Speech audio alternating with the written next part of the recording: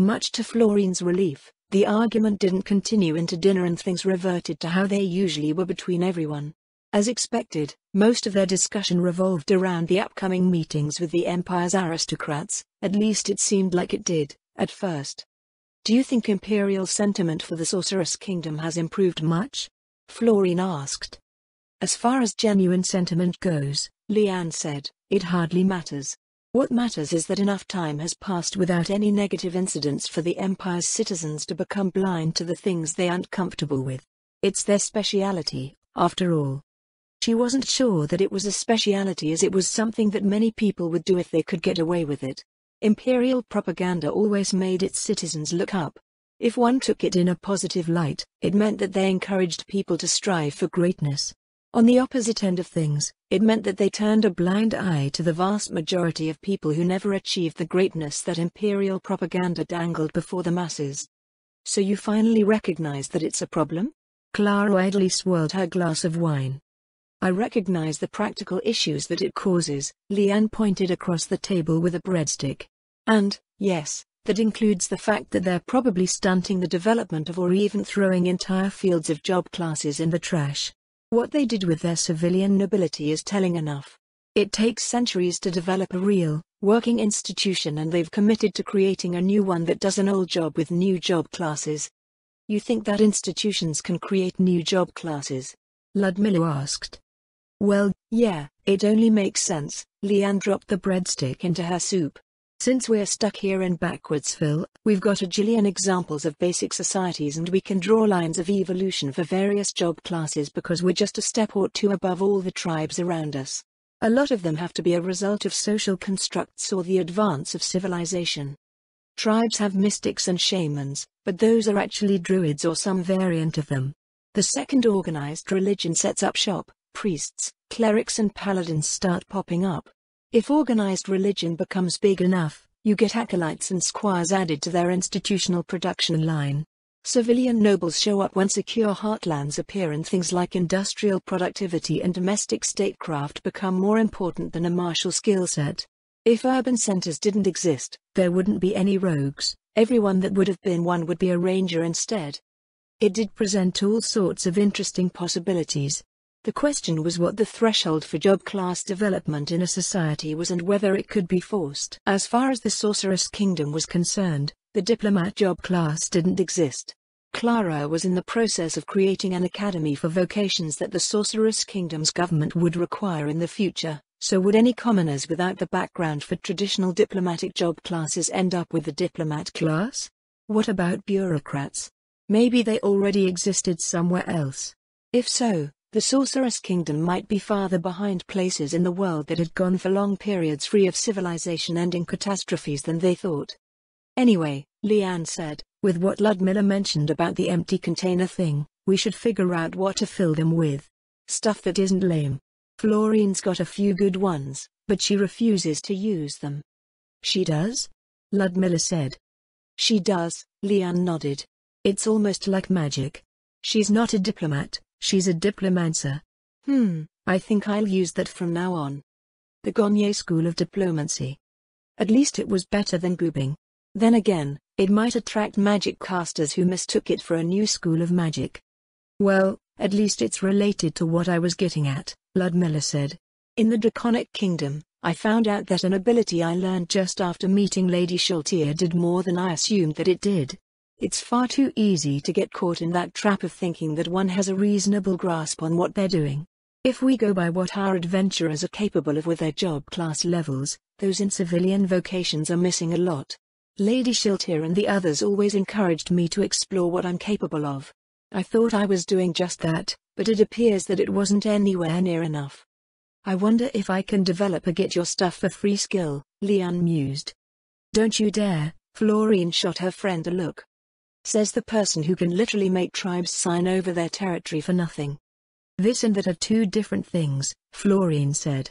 "Merchants will exploit a skill like that to no end. In fact, I'm not sure I would willingly teach some of what I can do to anyone. The royal court is right about not thoughtlessly filling containers. May, you're no fun. Anyway, back to the Imperials, we really sharing them?" The main course of dinner arrived, a plate of steamed fish exported from the Lizardman Alliance village in the Great Forest of Tob. Though it was common enough fare in the Riverlands, it was still considered a luxury in Iranthal. That it was food carnivorous races could consume was also affecting the prices of fish and meat in general. Those contacts are worth more than their pure commercial value, Clara said. I know that we're all in a position to be independent of traditional social networks, but it doesn't mean that we should abandon them. If anything, it's more important than ever to maintain our relationships with others.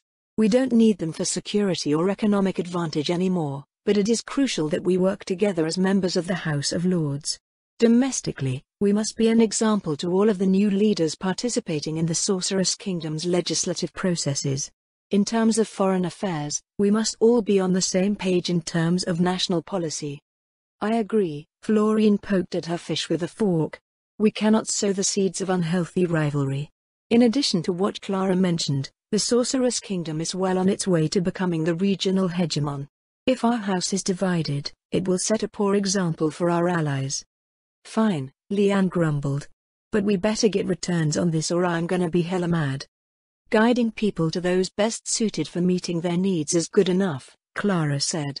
It would be unreasonable for anyone to expect anything more. If there's a house that wishes to deal with lumber, none of us can deal with them. Ludmilla could. You already know my stance on that, Ludmilla said. Leanne did, but, as with many policies that Ludmilla enacted in her domain, she thought it was foolish. Every noble had the legal right to manage their fief as they saw fit, however, so long as they observed the laws of the realm. Even the royal court or the sorcerer king himself couldn't interfere.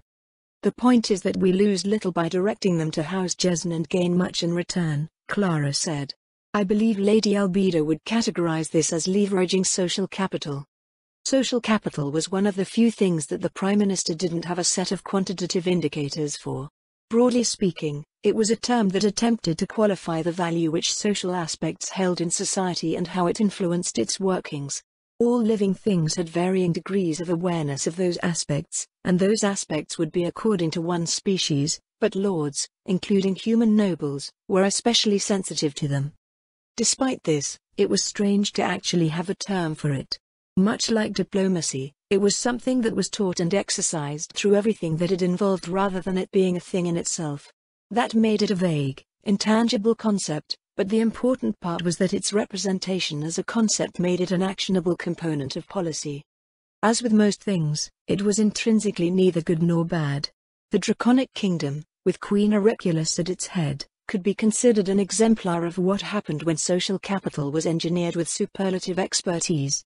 Resistise, on the other hand, was what happened when it was allowed to grow wild, as it could be used to reinforce detrimental societal constructs just as easily as it could promote beneficial ones. The last part was what Lady Albedo mainly focused on. As was characteristic of her work as the Prime Minister of the Sorceress Kingdom, social capital was one tool amongst many that she used to manage the realm and pursue its policies. So are you going to modify anything now that you're being sent to the Abelian wilderness? Clara asked. Me? I won't know for sure until I take a look around. If it's anything like the North, it will take a full generation to enact the necessary changes, at least the changes that will enable them to stave off starvation. As was proven by her efforts in revitalizing the north and northwestern portions of the duchy, one could not simply retool a population for different industries as House Wagner might retool a workshop to manufacture different machines. One of her first jobs for Lady Albedo was working with the relocated population of Iranthal's former paupers' quarter. Unfortunately, she had been wrangled into that effort late. The population of the paupers' quarter, which represented more than half the population of the city, was divided into two distinct demographics. The first was made up of spares who came to the city hoping to eke out a living. The second consisted of those born in the city to the spares of previous generations that had managed to survive living in Iranthal. In a reversal of fortune, those who struggled to survive in an urban environment, the spares with rural backgrounds, became hot commodities that were snapped up by all of the devastated villagers trying to repopulate. Those with urban backgrounds became undesirables as they didn't have the vocational skills to function in farming villages and were thus perceived as a burden. When she started her work, Florine faced a situation where the undesirables had simply been left to rot, consolidated into 50-odd burned-out villages on the edge of the frontier. They were deemed failures without ever being given a chance and subsisted on the state welfare still in place as part of the post-annexation acclimation measures. This, of course, would not do. Any country that dismissed individuals as useless at a glance would be prone to extreme levels of stratification and ultimately doomed to failure as a society. It took Lady Albedo less than 30 minutes to grasp Florine's position, and, once the Prime Minister was reasonably certain that Florine knew what she was doing, she left the matter in her hands to figure out. Her first move was to reorganize the repopulated territories. As they were simply collections of haves and have-nots, with the farmers acting as elites living in exclusive communities. The population of every repopulated village was rebalanced. Confronted by a noble, the farmers had no choice but to acquiesce. It was a heavy-handed way of doing things, but they had done something unreasonable in the first place. Next, Florine instituted what Lady Albedo eventually formalized as the Human Resources Rehabilitation Act. Essentially, it was reminding people that the guild system was a thing. Practically speaking, it was mandating second apprenticeships for displaced citizens. People went through years of education and training to become farmers. It was utterly ludicrous to expect an urbanite to instantly become one simply because they were granted some land to cultivate. Once everything was set up, Florine was reassigned to the Great Forest of Tob. The project with the relocated citizens of E-Rental was still in progress. It had barely been a year since they started, after all, but Lady Albedo was confident that it would produce results. The reason for this was due to the royal court's usual way of perceiving people according to their job class levels. Spares who came from rural villages had job classes related to agriculture or forestry, while the relocated population that was born in the city did not. They were not farmers, thus they could not farm. Florine's management of her first task for the royal court provided Lady Albedo with a case study of how the human countries of the region directed job class development through its various institutions. Furthermore, it proved that, even if the common person had no idea that job class levels existed, they certainly understood their mechanical outcomes. By extension, the workings of human society were inextricably bound to that understanding. Demi-humans, too, were subject to the same systems as humans. However, they faced additional challenges. According to the data provided to her by Lady Albedo, the average level of the human population in the region was 3, with the vast majority being under level 5. Artisans received their master's certification from the guilds at level 3 or 4. Should demi-humans be in the same situation, they were in big trouble. The reason for this was that they came with racial class levels. An ogre would always have at least one level in ogre, and while that level made them extraordinarily strong by human standards, it did not directly confer any vocational skills. This meant that, while an ogre might seem like an ideal candidate for a labor-intensive vocation because they were strong, it was more often than not untrue. If a master's qualification was level 3, then an ogre would have to be at least level 4 because they had that single level in ogre. Realistically speaking, they would probably have a few levels in ogre by the time they completed their apprenticeships. The strength that was crucial to their old way of life was instead a weakness in the sorceress kingdom, where that strength paled in comparison to the might of its undead forces. Florine's task whenever she was handed an assignment to work with the demi-human tribes of the sorceress kingdom was not merely to familiarize them with life under their new sovereign, but, more importantly, to figure out how they might be able to grasp the promised prosperity of his rule. Simply handing demi-humans livestock and telling them to become ranchers didn't work. It didn't even work that way with human farmers. There were still some things that she could look into, however. According to my briefing materials, Florine said, the Abelian wilderness is rather arid. Something about the southern border ranges creating something called a rain shadow. I think livestock that thrives in the conditions of the Wyvern Mark would be a promising prospect, so if you can see about securing a supply. Livestock again? Leanne twisted her lip. I know it's your thing, but simple is best to start with, Florine said. Not everyone is interested in big new things like you are. Yeah, but think of it in terms of that exchange thingy. There's stuff that's worth more than meat. What exchange thingy? Ludmilla asked. Florine took a bite out of her still untouched meal. Leanne looked across the table at Clara and Ludmilla. It's a program that started with the lizardmen at the Great Lake, Leanne said. The central administration has these point values on all sorts of commodities. Actually, they're the same as those guaranteed liquidation rates in the administration's annual almanacs. Anyone can exchange those points for different sorts of food. And they can just produce food without limit to satisfy any and all exchanges. I guess? It's not as if we asked how it worked. We did see what the food looked like, though. The stuff that the lizardman bought looked like fish, but the fish had no organs or bones. Pretty weird, but the lizardman said it was fine for eating. Maybe it's conjured food, Ludmilla said, and the point value is equivalent to whatever the scheduled rate for the spell is. Maybe, Leanne shrugged. But, if it's truly unlimited, we could do all sorts of things with it. Such as? Well, think of it this way. Meat is expensive because it takes both time and land to produce. You need 1 acre for 1 cow. So if you can use that acre to produce something that eventually gets you enough points to exchange for 1 cow's worth of this mystery meat, you come out ahead. A furrow appeared on Ludmilla's brow. Florian sensed an incoming argument. So you grow something more valuable on the land, Ludmilla said, and you liquidate it for points which you in turn exchange for this conjured meat. No, Leanne told her, you're thinking too small. We're trying to maximize the amount of points that this land can produce. The thing that has the best liquidation rate is gold trade coins. 1 gold trade coin for 1 point. So by turning the land into something like a factory, we can churn out the most valuable products possible that will in turn be taken by our merchant companies to produce the most profit possible. Hell, we don't even need any land, we can do this by turning a profit on trade routes alone. No one needs land for food anymore, we can just have it magicked up. Rather than being amazed by the concept, the furrow on Ludmilla's brow only deepened. That's extraordinarily dangerous, she said. Oh, come on. Leanne threw up her hands. How? Think of where all that food goes. That's what the slime fineries are for. We've turned sewage into a refinable commodity. It's just icing on the cake. Sewage is icing. It's still dangerous, Ludmilla said. I still think that the slime fineries are the best option that we have for waste management, but using them still means that we're dumping our problems on other people. Huh? We're selling fertilizer. As in, people happily buy it from us. How is that dumping a problem on other people?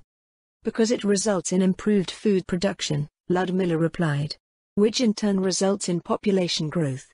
Which in turn creates a dependency on our fertilizer exports, Leanne said. That's great. We're creating a permanent trade partner. It also means a growing market for our other goods, which means we can grow as well. Aren't you the one that's adamant about not turning your territory into farmland?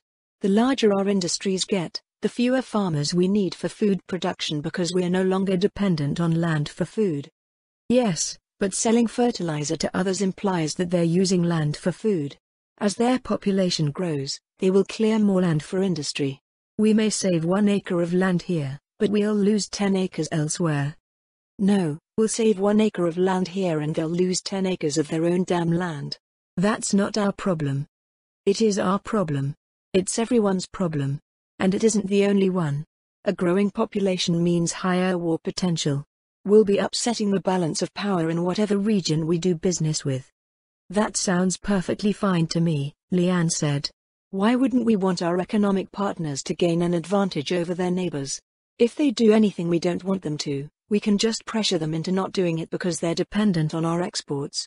Hell, the threat of a growing neighbor will only make everyone more amenable to leasing our security forces.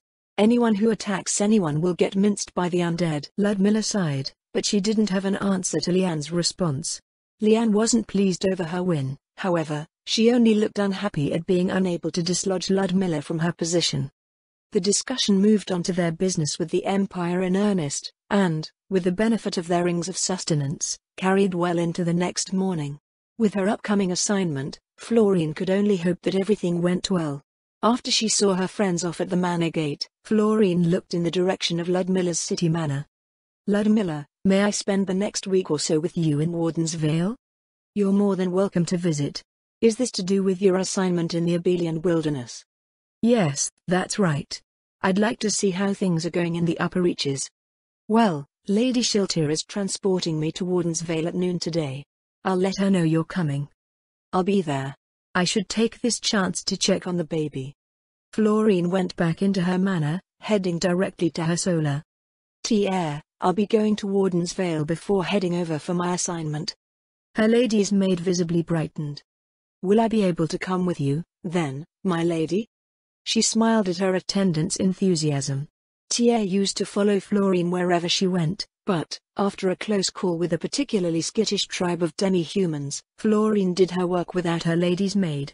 In addition to her abilities, the equipment granted by Lady Shiltir offered her protection against unexpected aggression, but T-Air had no such thing. For Warden's Vale, yes. I'll be mostly working, so don't bring anything fancy. We'll be departing at noon. I'm going to visit the orphanage in the meanwhile. Florine left the manor, walking out to the main promenade before heading north. Along the way, she found Ludmilla standing near the Adventurer Guild office. Business with the Adventurer Guild? Florine asked. No, Ludmilla answered. I thought I would come and see this baby with you. Is that so? She wasn't coming to take care of unfinished business, was she?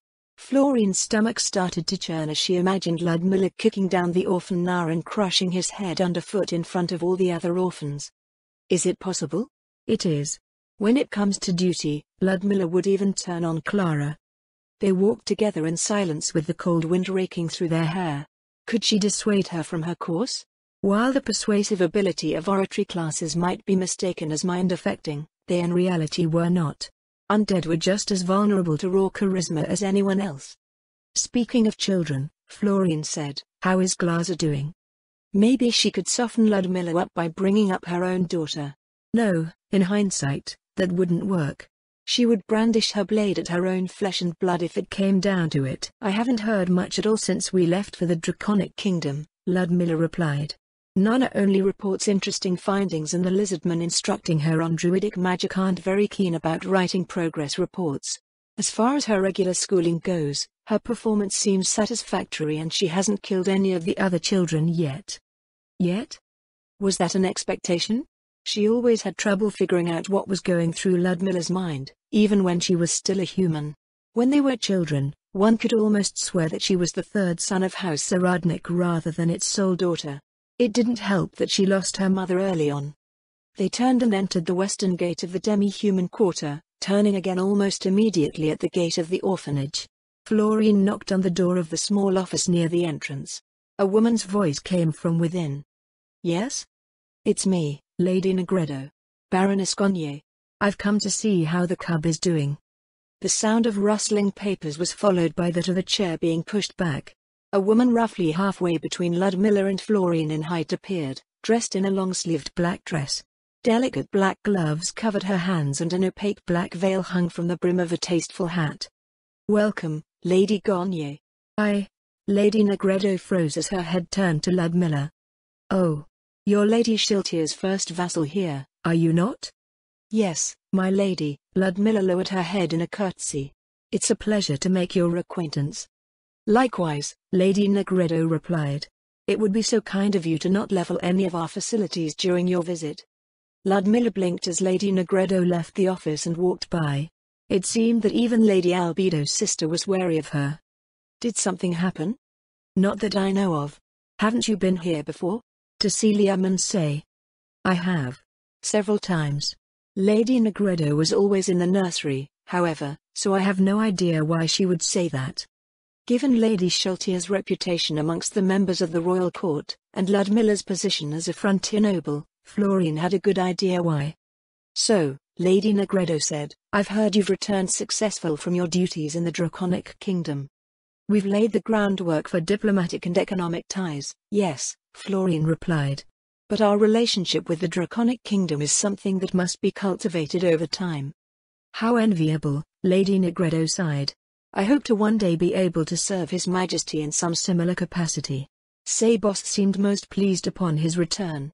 Are you back to your regular duties, then? No, Florine shook her head. Lady Albedo dispatched me to the Abelian Wilderness on another duty. The Abelian Wilderness? Ah, you mean the new area. A smile crept into Lady Negredo's voice. Albedo is quite excited about it. As her sister, I humbly ask you to do your best there. Is there any particular reason why? Why? Oh. I suppose you may be aware of it, but, despite being the guardian overseer, Albedo had no official area of her own. The Abelian Special Administrative Area was granted to her personally by Lord Ines to manage, and she cherishes it dearly. I never knew. Was she in over her head? If it was like that, she would have to be especially diligent in her duties. She didn't want to ruin such a special thing for Lady Albedo, after all. It just goes to show you how much trust she has in your capabilities, Lady Garnier, Lady Negredo said. I know my dear sister can seem venomous at times, but she is an earnest woman. Earnest and austere. That makes her quite difficult to get along with for many, and she is often misunderstood. You have my word that I'll do everything within my power to help, Florine said. Thank you, Lady Garnier. Now. Hi-ee-ee. The high-pitched squeal of a quagga pierced the air. Before Florine could react, Ludmilla dashed into the nursery. No! Lady Negredo cried, the babies. Her distraught tone only added to Florine's sense of horror. They hurried inside, finding Ludmilla standing over a fallen quagga.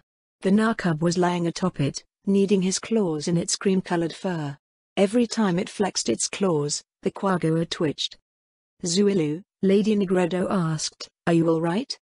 Zuilu is not sure. The quagga twitched again. Zuilu. Florine frowned, aren't you one of Zushiru's wives? Yes, Zuilu is the wife of the great Zushiru. The Narcub continued kneading its claws. Ludmilla leaned down and picked it up by the scruff of the neck, and it became very still. Lady Negredo's gloved hands rose tentatively, as if she expected some dreadful act to follow. Does this happen often? Ludmilla asked. On occasion? Lady Negredo answered, babies are little bundles of instinct after all. This is the orphanage's first demi-human baby.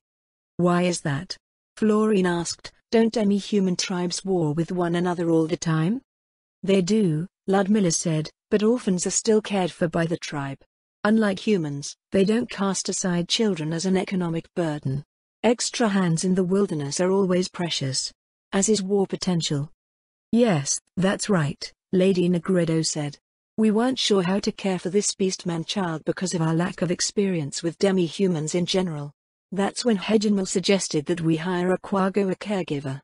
Their fur provides more than ample protection against any attacks made by this child, ones that would leave the widows we've employed with grievous or even fatal injuries. Florine went to retrieve the Narcub, gathering him in her arms. He squirmed slightly and started chuffing up at her. When will he be able to mingle with the other children? Florine asked. We plan on keeping them separate for now, Lady Negredo answered. Zuilu keeps a constant eye on him, watching how he reacts to the others when he observes them. It should be all right to have them mix eventually, however. Beastmen are not mindless and he should develop to the point where he can interact appropriately with other races. Hopefully, that also meant that she could take him home with her when that happened. He was far too dangerous to keep around the manor or lose track of in the city, but, as the one who picked him up, Florine felt that she was responsible for his care. She spent the next half hour playing with the cub in his nursery room before Ludmilla appeared at the door again. It's 30 minutes to noon, she said. We should get going. Florine reluctantly parted with the cub, joining Ludmilla and leaving the orphanage. So, Florine said, what do you think? I think that this should be an important lesson for you, Ludmilla replied. Every being has its nature, including humans. Overcoming that nature is not simply a matter of using one's skills and abilities on them or expressing one's goodwill. I know that you've been working hard to make the Sorceress Kingdom work, but, from what I can tell, that work primarily revolves around integrating other races into systems designed for humans. While it's better than nothing, you should understand that the Sorceress Kingdom is not a human nation anymore. The long-term solutions that you come up with must reflect that. Florine looked down at the cobblestones as Ludmilla spoke. She was right, of course, but it was easier said than done. On silent footsteps, a lone hunter stalked through the undergrowth. Her quarry, a buck over twice her mass, picked his way through the woods ahead of her. It stopped on occasion, checking its surroundings before lowering its head to graze. The buck was one she had been keeping an eye on for the past few months. It possessed the profile of a 6-year-old and was one of many that she needed to take care of before the autumn rut. The sound of a stream trickled through the trees as the buck made its way to fresh water. She pulled a broadhead arrow from her quiver and knocked it to her bowstring. As the buck went to take a drink, she rose to take her aim. Her bowstave creaked ever so slightly. The buck's head shot up, eyes and ears alert as it stood perfectly still. Go! A green blob fell from the branches above and onto the buck's head. The buck bounded away, crashing through the brush. She put her arrow away and walked off after it, following the trail of destruction left by her prey's panicked flight.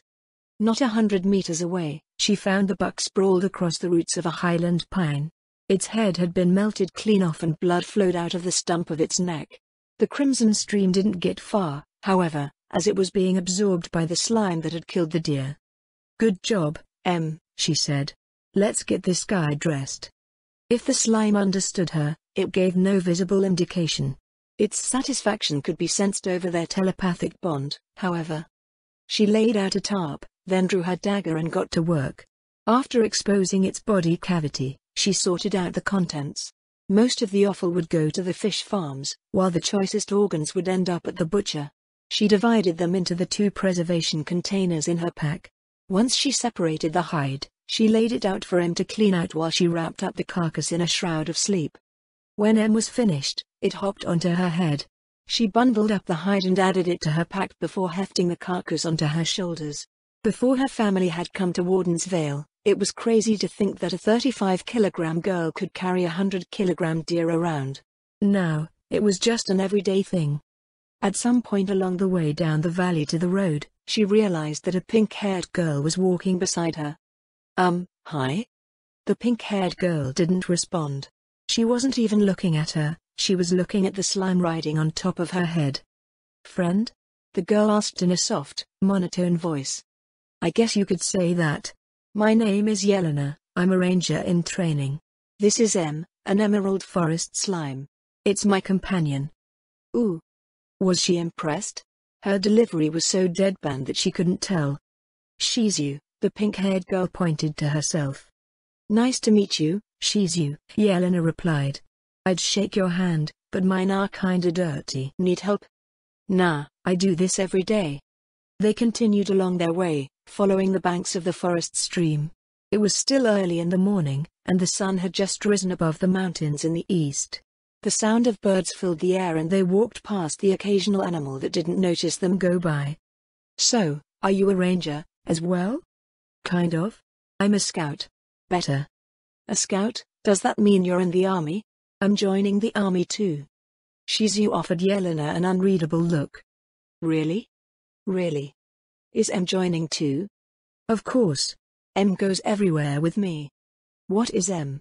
A ranger? An assassin?" "Em is a slime." The pink-haired girl stopped in her tracks. She stared at Yelena for a long while. What is it?" Yelena resisted the urge to squirm. Shizu reached out and took the deer on her shoulders. It disappeared into a hole in the air. "Come," she said. "But, come." The girl walked away. Since she had taken Yelena's kill, she had no choice but to follow. A lot of people depended on her work. "Where are you taking us?" Yelena asked. "Seeking professional help," Shizu answered. "Help from a professional what?"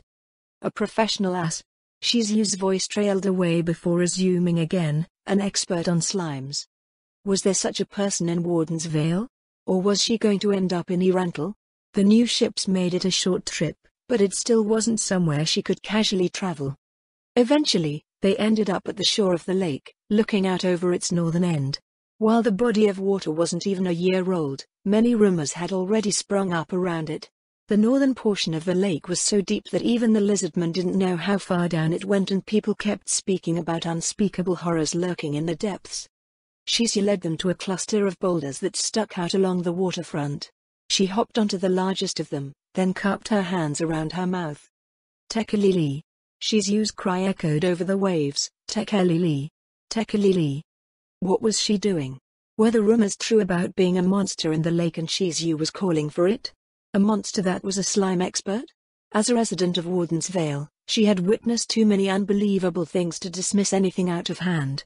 Shizu stopped and turned her uncovered eye on Yelena. "Not helping? Me?" Yelena stared up at the pink-haired girl. The pink-haired girl only stared back. Yelena clambered onto the rock to join her.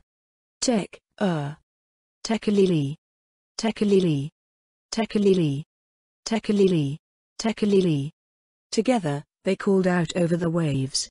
Yelena felt stupid. Since Shizu was doing it too, however, it felt a bit less stupid. Hopefully, no one was watching. Tekalili. Tekalili. Tek-hey. An odd wave rolled toward them. It stopped in the water just off of the rocks. So noisy, the wave said in dulcet tones. The wave talked? The wave was a girl? Help, Shizu said. Yelena stared as the wave climbed onto the rocks. The wave wasn't a wave, it was a wave-colored slime. I didn't know someone like you lived here, Yelena said. I don't live here, the slime replied. Then what are you doing here? Yelena asked. The slime fell silent.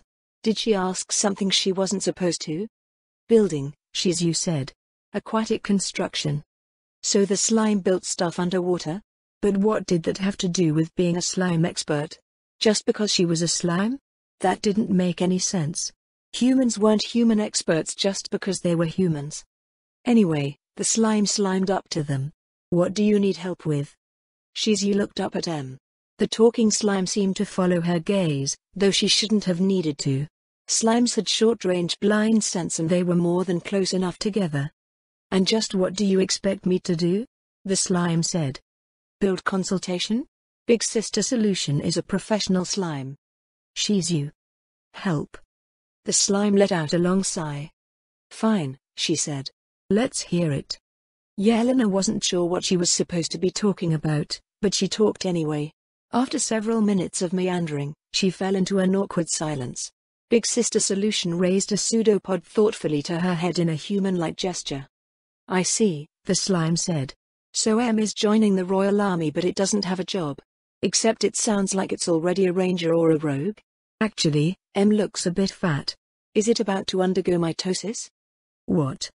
Divide, Solution told her. Oh. Maybe in a few more days. Why? What do you do with the new M? They usually stick around the village.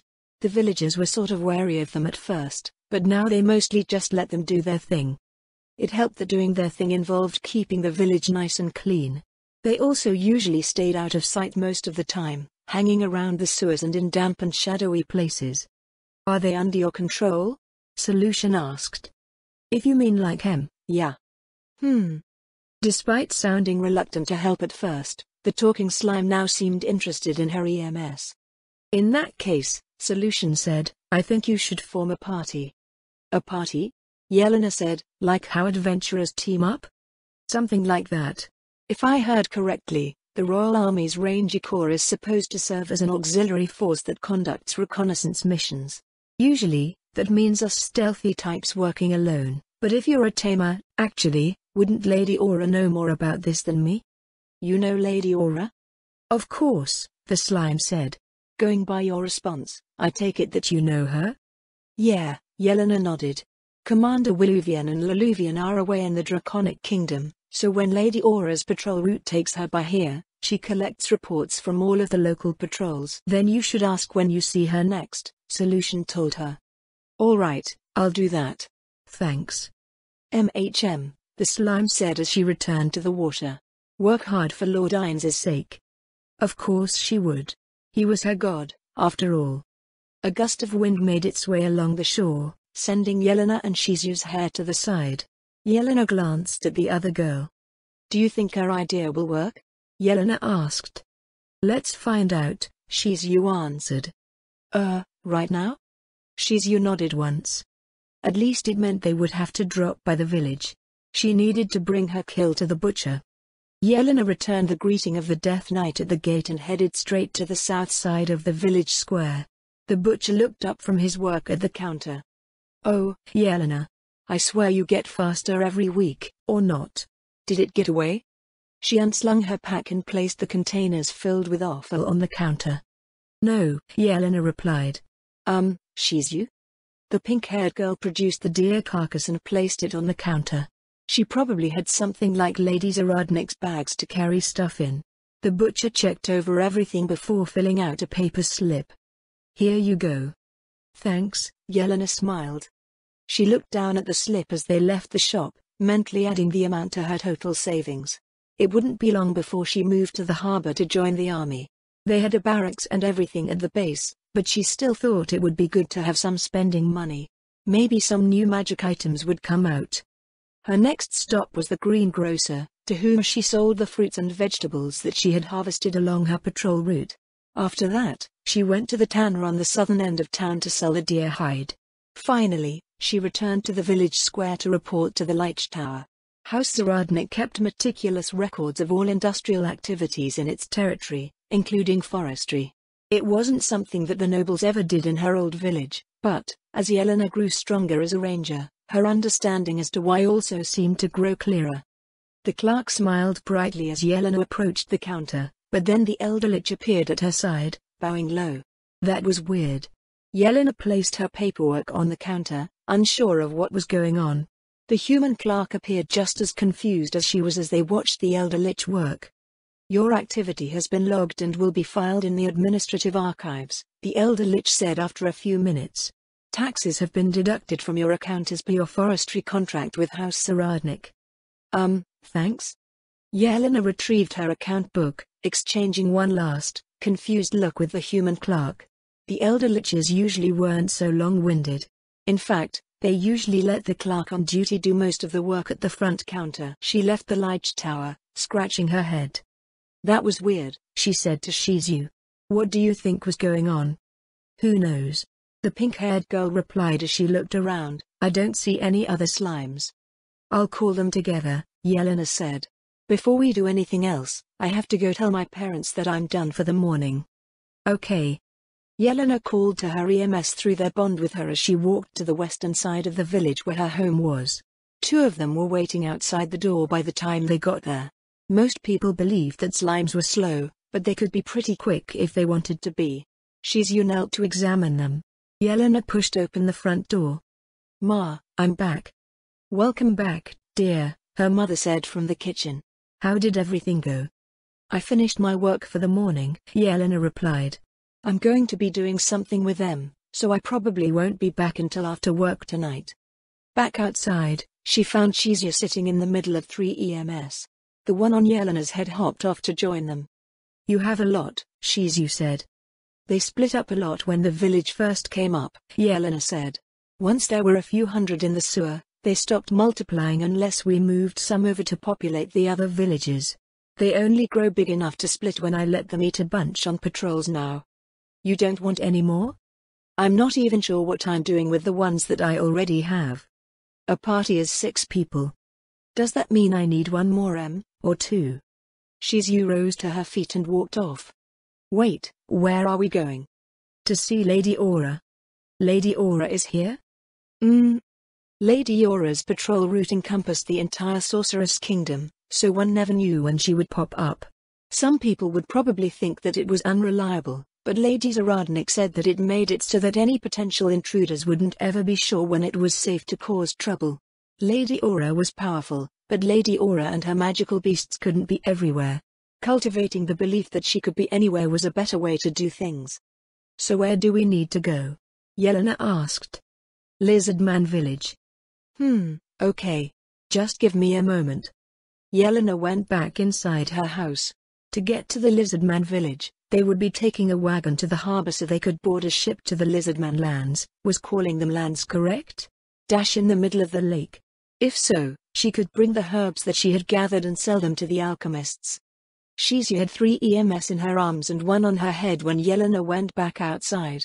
It looked like she didn't have a problem with touching them as many others did. Her father was still worried about whether M would just melt her head off one day, but slimes were predators that naturally attacked prey they could swallow whole and take somewhere safe to digest.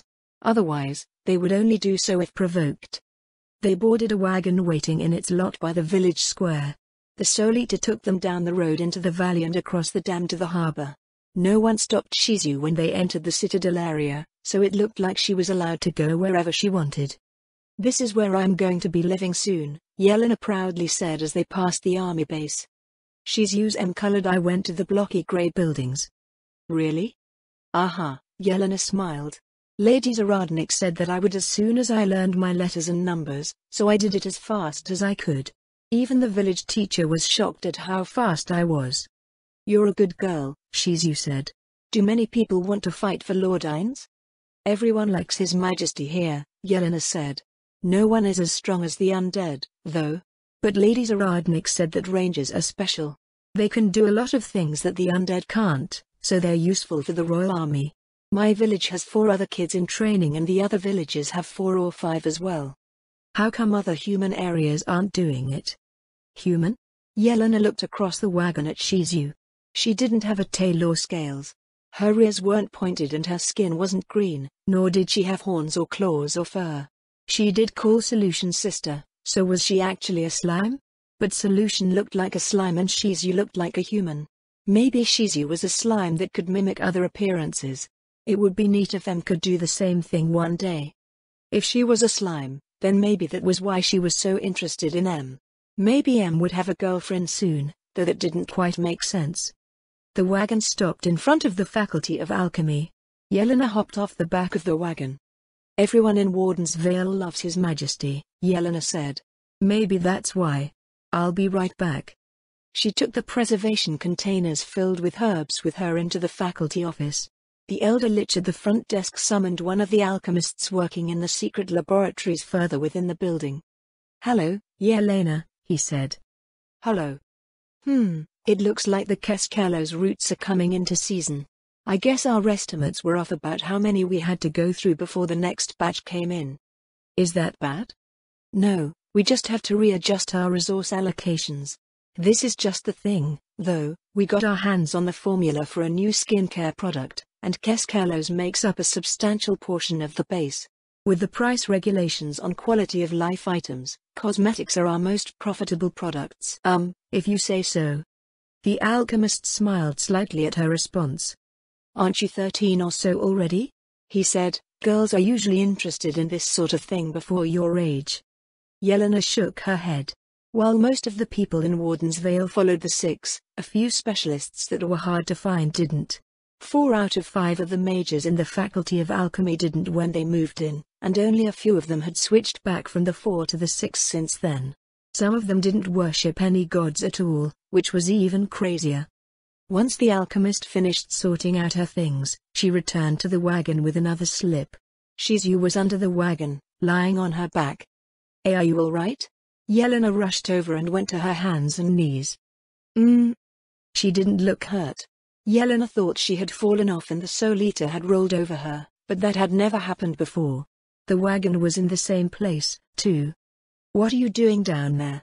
She asked. Looking. Looking at what? Yelena crawled closer to see if anything was stuck under the wagon, but there wasn't anything out of the ordinary. Shizu came out and boarded the wagon again without saying anything further, and they rode in silence as the Soul Eater took them to the village. It was still late morning, so most of the people in the harbor village were at work. The Soul Eater took them past the village square and right up to the lakeside wharf. They boarded the boat there, and, when they reached the Lizardman village, Yelena went to sell the leftover offal to the fish farmers. All right, she said. Where to now? Shizu wordlessly turned around and led them deeper into the complex. Yelena had been to the Lizardman village many times before, as Miss Ezri's was one of her instructors.